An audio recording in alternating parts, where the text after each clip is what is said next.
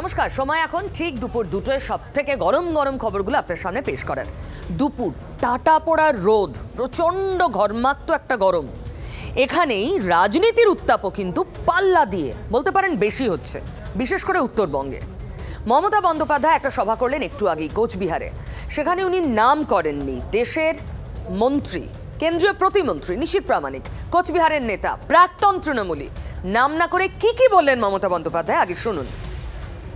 আপনাদের একজন বাবু যার বিরুদ্ধে হাজার হাজার কেস, আমরা দল থেকে তাড়িয়ে দিয়েছি। আমাদের দলেও ছিল আপদ, আর বিজেপির আজ হয়েছে সম্পদ। শুধু গুন্ডামি করে বেড়ায়। আমি শুনেছি সেন্ট্রাল গভর্নমেন্টের পুলিশের টুপিও নাকি পরে। আমি ভিডিওটা চেয়ে পাঠিয়েছি। 4-5 গাড়ি পুলিশ নিয়ে ঘুরে বেড়ায়। কদিন আগে উদয়ন গুহকেও অ্যাটাক করেছিল। আসামের সাথেও কানেকশন। বাবু, আমি একটু বলবো তোমার বিরুদ্ধে কি কি কেস আছে, কত কেস আছে আমি দিয়ে দেবো লোকাল লিডারদের কাছে। আমার কাছে সব নথিবদ্ধ করা আছে। তুমি আজকে নাকি স্বরাষ্ট্র হোম মিনিস্টার। লজ্জা লজ্জা লজ্জা, দেশের লজ্জা, দেশের কলঙ্ক। গণতন্ত্র কলঙ্কিত হয়েছে। কেন আপনাদের এখানে আর রাজবংশী লোক ছিল না? ভালো লোক আর ছিল না? ভালো লোকদের টিকিট দিলে হয় না। শুনলেন, নিশীথ প্রামাণিকের নাম শুধু করেননি, কিন্তু কারোর বুঝতে অসুবিধা হয়নি, বাকি নেই কারোর বুঝতে কার কথা বলেছেন মুখ্যমন্ত্রী মমতা বন্দ্যোপাধ্যায়। নিশীথ প্রামাণিক তার মানে দেশের লজ্জা, দেশের কলঙ্ক। এই মুহূর্তে আমার সঙ্গে ওই সভার সামনে থেকেই, যেখানে একটু আগে সভা করেছেন মুখ্যমন্ত্রী, সায়ন্ত রয়েছে। সায়ন, এই এক স্টেটমেন্টেই তো প্রাকৃতিক গরমকে হেলায় হারিয়ে রাজনীতির গরম বেড়ে গেল আজ।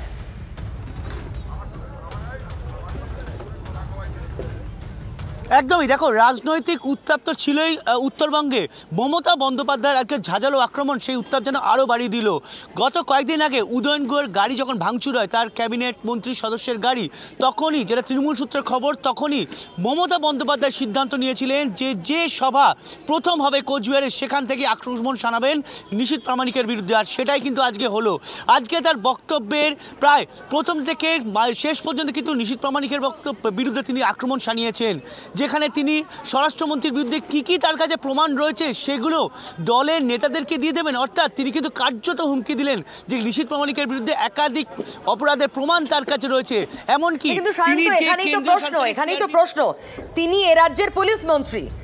তার কাছে যদি কোনো নির্দিষ্ট ব্যক্তি, তিনি মন্ত্রী হন যেই হন, যদি সেই অপরাধের তালিকা থাকে যা দাবি করলেন মুখ্যমন্ত্রী, তাহলে পুলিশ মন্ত্রী হিসেবে, মুখ্য প্রশাসক এ রাজ্যের, তিনি ওটাকে লুকিয়ে ঝাঁপির ভেতর রাখবেন কেন? তিনি তো প্রকাশ করবেন, ব্যবস্থা নেবেন। এটাই তো ন্যায়, এটাই তো নিয়ম।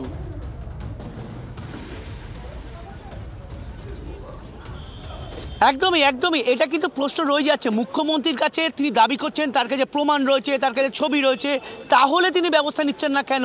কোন জায়গায় আটকাচ্ছে? তাহলে কি তিনি আটকে যাচ্ছেন এই জায়গায়? যদি নিশীথ প্রামাণিকের বিরুদ্ধে কোনো কিছু নথি তিনি পেশ করে দেন, পাল্টা যদি তার দলের নেতাদের বিরুদ্ধে কোনো পেরিয়ে আসে, সেই জায়গায় কিন্তু ভয় পেয়ে যাচ্ছেন। এটাই কিন্তু বড়সড় প্রশ্ন রয়ে যাচ্ছে। নিশীথ প্রামাণিকের বিরুদ্ধে আক্রমণ শানাচ্ছেন, নিশীথ প্রামাণিককে দলের আপদ, বিজেপির সম্পদ বলে তিনি কটাক্ষ করছেন। কিন্তু প্রশ্ন হচ্ছে এই জায়গায় তিনি যে ভয় দেখানো, বা তিনি যে নিশীথ প্রামাণিকের বিরুদ্ধে নথি আছে বলে দাবি করছেন, সেই নথি তাহলে এতদিন প্রকাশ করেননি কেন? এতদিন পর মাথা ভাঙা সভা থেকে তিনি প্রশ্ন। শান্ত, প্লিজ আমার সঙ্গে থাকো, আমি আবার তোমার কাছে আসবো। দেখুন, নিশীথ প্রামাণিক কার ডেপুটি? অমিত শাহের ডেপুটি। নিশীথকে দেশের কলঙ্ক বলা কি কোথাও জায়গা মতো মেসেজ পৌঁছে দেওয়া? এই মুহূর্তে বিজেপি নেতা ফাল্গুনী পাত্র আমার সঙ্গে রয়েছেন। ফাল্গুনী, আপনার রিয়াকশন। মুখ্যমন্ত্রী কি বলেছেন আপনি শুনেছেন, দরকার নেই আমি আবার শোনাতে পারি। না, দেখুন, আমি বলতে চাই মুখ্যমন্ত্রী তিনিও পুলিশ মন্ত্রী। এত ডেটা রয়েছে, এত চুরি হয়েছে, সে কলঙ্ক তিনি সেখানকার নেতাদের কাছে পৌঁছে দেবেন, অথচ তিনি পুলিশের কাছে পৌঁছাচ্ছে না, তিনি কোর্টে যাচ্ছে না, তিনি এটা নিয়ে প্রকাশ্য নথি যেখানে দেওয়ার জায়গা সেখানে দিচ্ছেন না। তাহলে কোথাও কি তৃণমূলে থাকার সময় কোনো তাকে দিয়ে কিছু করানো হয়েছিল, সেই দুর্নীতির কথা তিনি বলতে চাইছেন, যেটা দিলে তাদের যে কলঙ্ক সেটা ফাঁস হয়ে যাবে? সেইটা বলে কি নিশীথ প্রামাণিককে ব্ল্যাকমেল করা হচ্ছে, নাকি সত্যি সত্যি কোনো তথ্য আছে? অ্যাকচুয়ালি মুখ্যমন্ত্রী হতাশ। তিনি জানেন যে তার শিক্ষামন্ত্রী থেকে শুরু করে খাদ্যমন্ত্রী থেকে শুরু করে অর্ধেক ডজন যে মন্ত্রী রয়েছে তারা সব জেলে, এবং এমনি জেলে নয়, উনি যেটা এজেন্সির কথা বলছেন, এজেন্সি এমনি আসেনি, কোর্টের নির্দেশ এজেন্সি এসছেন। তাহলে উনি বলুন যে পার্থ চ্যাটার্জির ঘরের থেকে, বান্ধবীর ঘর থেকে যে টাকা পাওয়া গেছে তার দায় কার? তাই সেখানে দোষী কে? যে খাদ্যমন্ত্রী প্রকৃত প্রমাণ নিয়ে যার দোষ প্রমাণ হয়েছে সেখানে কে দায়? এই কুন্তল থেকে আরম্ভ করে আরো যারা একের পর এক ধরা পড়ছে, যে শেখ শাহজাহানের কালকে কোর্টের নির্দেশে, এই কোর্ট গেছিল বলেই কিন্তু এই বসিরহাটের যে প্রাণভোমরা সেটা আজ বেরিয়ে এসছে, মানুষ প্রতিবাদ করেছে। মুখ্যমন্ত্রী ফাল্গুনি প্লিজ আমার সঙ্গে থাকুন, ফাল্গুনি প্লিজ সঙ্গে থাকুন। বিজেপি তার মতো একটা ব্যাখ্যা দেবে, বিজেপি তার মতো করে এটার বিরুদ্ধে বক্তব্য রাখবে, আমরা জানি। আমি আবার একটু সায়ন্তর কাছে যাই। সায়ন্ত, শুধুমাত্র তিনি নাম না করে নিশীথকে মানে এরকম বেনজির আক্রমণ কার্যত, একজন মন্ত্রী, তিনি দেশের লজ্জা, সেটা করলেন না, তিনি উদয়নকে ডিফেন্ড করলেন, উদয়নের পাশে দাঁড়ালেন কার্যত, বলেন উদয়নের ওপর হামলা চালিয়েছিলেন নিশীথ।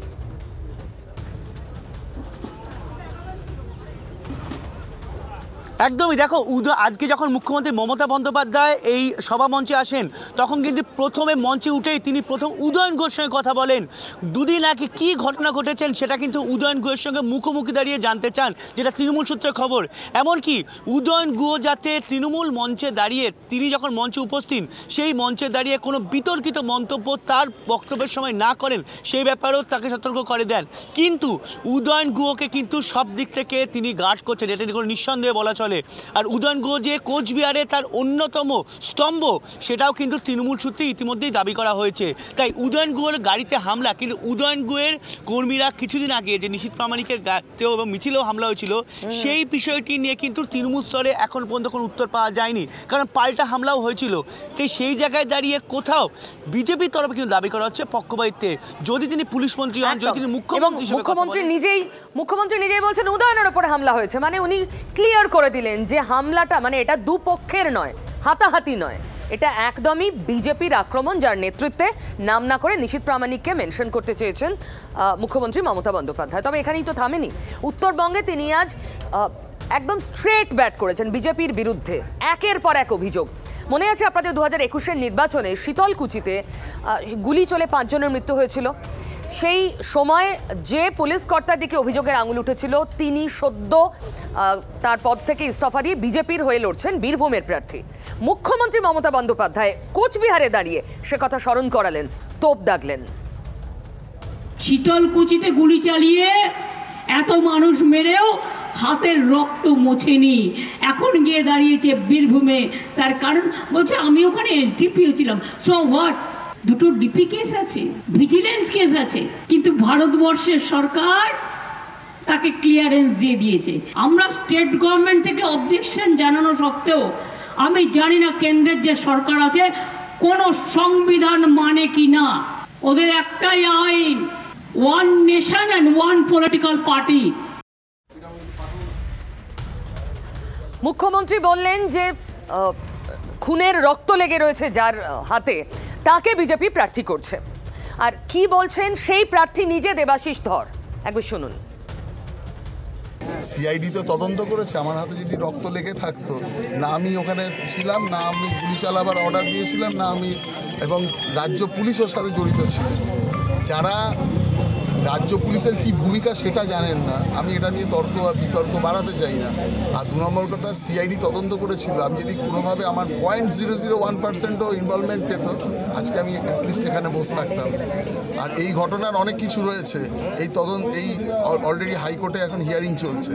যেদিন সিবিআই ইনকোয়ারি হবে, যার প্ররোচনায় হয়েছিল, একটি এফআইআর আছে আমাদের রাজ্যের সর্বোচ্চ মাথার এগেনস্টে এই কেসে, কিন্তু সেই জায়গায় সেই রহস্য সেদিন উন্মোচিত হবে, কার প্ররোচনায় এই ঘটনাটি ঘটেছে।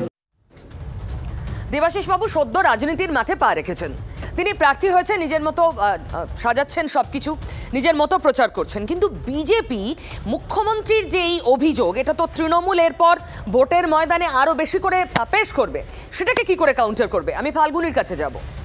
শীতলকুচির মূল অভিযুক্ত বিজেপির প্রার্থী, এটাকে কি করে আপনারা ডিফেন্ড করবেন? দেখুন, দেবাশিস বাবুর বিরুদ্ধে দেবাশিস বাবু সেই টাইমে সত্যিটা সামনে আনার চেষ্টা করেছিলেন, যেরকম দয়মন্তী সেন এনেছিলেন। দয়মন্তী সেন শাস্তি পেয়েছে, সে সেখান থেকে ট্রান্সফার হয়ে গেছে।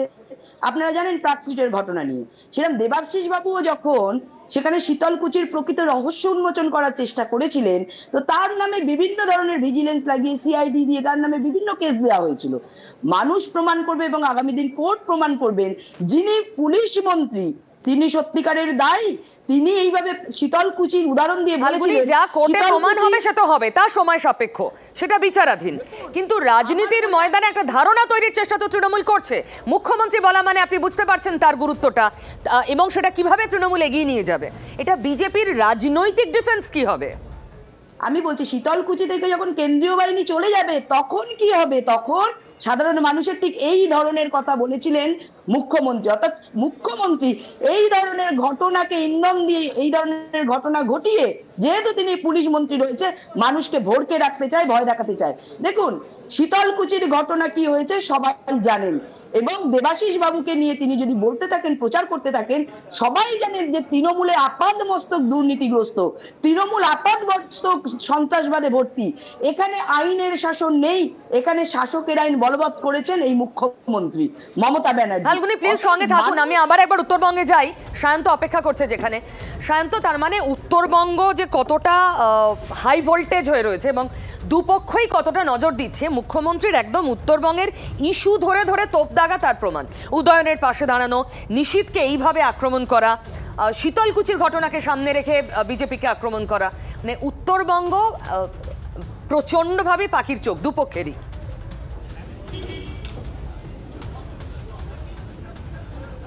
একদমই একদমই পিউদি, দেখো শুধুমাত্র তুমি যে কটা ইস্যু বলে সেই কটা ইস্যু শুধু নয়, আজকে প্রধানমন্ত্রীর কোচবিহারের রাসমেলার মাঠে বক্তব্য রাখার কথা, সেখানে রাজবংশীদের জন্য তিনি কি যখন তিনি 2019 সালে এসেছিলেন তখন কি ভাবনার কথা বলেছিলেন এবং কি করবেন বলেছিলেন, সেটা যে হয়নি সেই বিষয়েও কিন্তু প্রধানমন্ত্রীকে আজকে আক্রমণ শানিয়েছেন এই মাথাভাঙার সভা থেকে। অর্থাৎ উত্তরবঙ্গের আলিপুরদুয়ার, জলপাইগুড়ি, কোচবিহার এই তিনটি আসনকে মূলত পাখির চোখ করেছে তৃণমূল সুপ্রিমো মমতা বন্দ্যোপাধ্যায়, যে কারণে ঝড়ের ঘটনার পর থেকে মমতা বন্দ্যোপাধ্যায় কিন্তু লাগাতার এই উত্তরবঙ্গে পড়ে রয়েছেন। এবং শুধু তিনি যে হোটেলে বন্দী রয়েছেন তা কিন্তু নন, তিনি নিজে জনসংযোগ সারছেন। রাজ্য নেতৃত্ব যারা রয়েছে, তারা যারা জেলা নেতৃত্ব, তাদেরকে মাঝে মাঝে হোটেলে ডেকে নিচ্ছেন, বৈঠক করছেন। নিজের জনসংযোগের মাধ্যমে এলাকার কি অবস্থা, আদৌ নেতারা পৌঁছায় কিনা, রাজ্য প্রকল্প পৌঁছে কিনা সেটা জেনে নিচ্ছেন। অর্থাৎ তিনি কিন্তু একধারে যখন রাজ্য নেতৃত্বের কাজ করে দিচ্ছেন, তেমনি মুখ্যমন্ত্রী হিসাবে কী কী দায়িত্ব পালন করতে পারেননি সেটাও মানুষের কাছে জেনে নিচ্ছেন। তিনটে আসন আলিপুরদুয়ার, জলপাইগুড়ি, কোচবিহার 2019 সালে এই তিনটে আসনকেও কিন্তু তৃণমূল নেতৃত্ব অত্যন্ত হালকাভাবে নিয়েছিল। তার মানে আশা দেখছে যে তিনটের মধ্যে একটা বা দুটো আসতে পারে তৃণমূলের ঝুলিতে।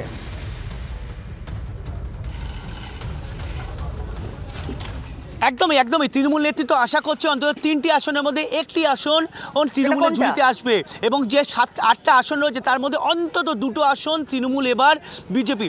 জলপাইগুড়ি আসন এবং মালদা দক্ষিণ, এই দুটো আসনকে মূলত তৃণমূল আশা করছে এই দুটো আসন আসবে। তবে অনেক ধন্যবাদ। জলপাইগুড়ি তৃণমূল মনে করছে, আমাদের প্রতিনিধি যেমন বিশ্লেষণ করছেন, তৃণমূল মনে করছে জলপাইগুড়ি তাদের ঝুলিতে এলেও আসতে পারে এবং সেই জন্যই ফিনিশিং টাচ দিচ্ছেন মমতা বন্দ্যোপাধ্যায়। মমতা বন্দ্যোপাধ্যায় অত্যন্ত কড়া ছিলেন, তিনি প্রধানমন্ত্রীকেও ছাড়েননি। সায়ন্ত বলছিল, তিনি ইডির প্রসঙ্গ তুলে কি বলেছেন একবার দেখুন। লোকের বাড়ি থেকে ইডি টাকা তুলে নিয়ে আসছে আর বিজেপি পার্টিকে দিয়ে দিচ্ছে, বলছে ইডির টাকা জনগণকে দেবো, গরিব জনগণকে। আমি বলি দিয়েছো আজ পর্যন্ত? কত পাবে জনগণ ওই টাকা তুললে? 21 টাকা করে। আপনাদের 21 টাকা চাই না দেশ বাঁচাতে চাই? 21 টাকা চাই না বাংলা বাঁচাতে চাই? 21 টাকা চাই না নিজেকে বাঁচাতে চাই? মুখ্যমন্ত্রী বক্তব্য শুনলেন। ইডি নাকি মানুষের ঘর থেকে, ইন্ডিভিজুয়াল গৃহস্থের বাড়ি থেকে টাকা তুলে তুলে বিজেপিকে দিচ্ছে। আচ্ছা, আপনাদের মনে আছে মাত্র কদিন আগে কৃষ্ণনগরে বিজেপির প্রার্থী অমৃতা রায়কে ফোন করেছিলেন খোদ প্রধানমন্ত্রী। সেখানে তিনি বলেছিলেন তৃণমূলের করা দুর্নীতি এবং গোটা দেশ জুড়েই যেখানে যত দুর্নীতি হয়েছে, মূলত এ রাজ্যে তৃণমূলের করা দুর্নীতি, সেই দুর্নীতির টাকা ইডি বাজেয়াপ্ত করছে, যা প্রায় 3000 কোটি, সেটা ফেরত দেওয়া হবে গরিব মানুষকে। একবার শোনাবো আগে। बंगाल में ये ईडी वालों ने करीब 3000 करोड़ रुपया इनका अटैच किया हुआ है। अब ये पैसा गरीब आदमी का पैसा है। किसी ने शिक्षक होने के लिए पैसा दिया, किसी ने क्लार्क होने के लिए पैसा दिया। वो सभी लोग जानते हैं, वो एकदम फेड अप हो गया। टीएमसी के ऊपर बहुत लोग नाराज है क्योंकि ये सब बहुत अत्याचार हो। तो मैं जो लीगल एडवाइस रह रहा हूँ, तो मेरी इच्छा ये है, अगर मुझे लीगल एडवाइस मिलेगी तो नई सरकार बनते ही जो भी कानूनी प्रावधान करना पड़ेगा, कुछ नियम बनाने पड़ेंगे, तो मैं ये जो 3,000 करोड़ रुपया है, जो गरीब लोगों का पैसा है, और जिसने इस प्रकार का पैसा रिश्वत में दिया है, उन सबको मैं वापस पैसा करना चाहता हूं। तो आप पब्लिक में जरूर बताइए कि मोदी जी से मेरी फोन पर बात हुई है और उन्होंने कहा है कि बंगाल के लोग विश्वास करें कि जो 3,000 करोड़ रुपया ईडी ने अटैच किया हुआ है, वो 3,000 करोड़ रुपया गरीबों का पैसा है बंगाल के, और वो उनको वापस देने के लिए कोई न कोई रास्ता मैं खोजूंगा। ये जरूर बताइए आप लोगों को। हम बोलेंगे। बंगाल में बड़ी संख्या में लोग बीजेपी के साथ आ रहे हैं। जब आप क्षेत्र के लोगों से बात करती है, वो क्या बात करते हैं? अपनी अपेक्षाएं आपको बताते हैं क्या? हाँ, बताते तो हैं। आपके कामों पे हमारा भरोसा है। কি বুঝলেন? প্রধানমন্ত্রী বলছেন তৃণমূলের দুর্নীতির টাকা মানুষকে ফেরত দেব, যা ইডির মাধ্যমে। আর মুখ্যমন্ত্রী বলছেন মানুষের থেকে টাকা তুলে ইডি বিজেপিকে দিচ্ছে। ফাল্গুনি, আপনি কি বলবেন? দেখুন, মানুষ দেখতে পেয়েছে কারা রাস্তায় বসে রয়েছে, মানুষ দেখতে পেয়েছে কার খাটের তলা থেকে টাকা বেরিয়েছে, মানুষ দেখতে পেয়েছে কারা সাধারণ গরিব মানুষের রেশনিং ব্যবস্থার মাধ্যমে যেটা দেওয়া ছিল তার দুর্নীতি করেছে। একের পর থেকে এক, মানে আপাত থেকে মস্তক যে দুর্নীতি, সেই টাকা কোর্টের রায়ে যে তদন্ত হয়েছে তার মাধ্যমে এই টাকা উঠে এসেছে, এবং এই টাকা মানুষের টাকা।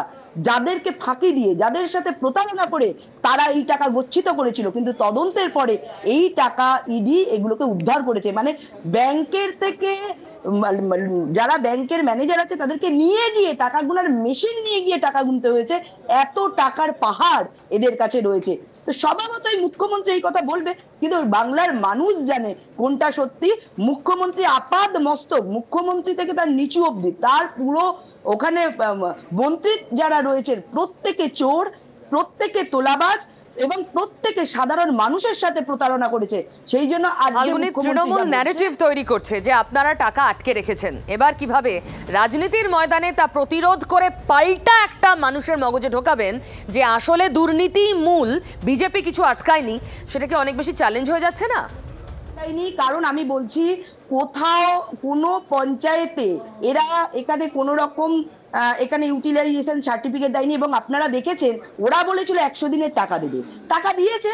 দেওয়ার পরে আপনাদের মাধ্যমে সারা পশ্চিমবঙ্গ দেখেছে যে টাকা দিয়েছে, সেই টাকা তাদের বাড়ি থেকে এসে তুলে নিয়ে গেছে তৃণমূলেরই নেতা মন্ত্রী, বলেছে তোমায় 500 দেবো, বাকিটা আমায় দিয়ে দাও। এটা আমরা বলছি না, আপনারা দেখিয়েছেন। তাহলে দুর্নীতি যদি না হয়, তাহলে এরা কেন 500 টাকা যাদের জব কার্ড হোল্ডার? ফাল্গুনি, আমার হাতে সময় কম, অনেক ধন্যবাদ, আপনি আমাদের সঙ্গে ছিলেন।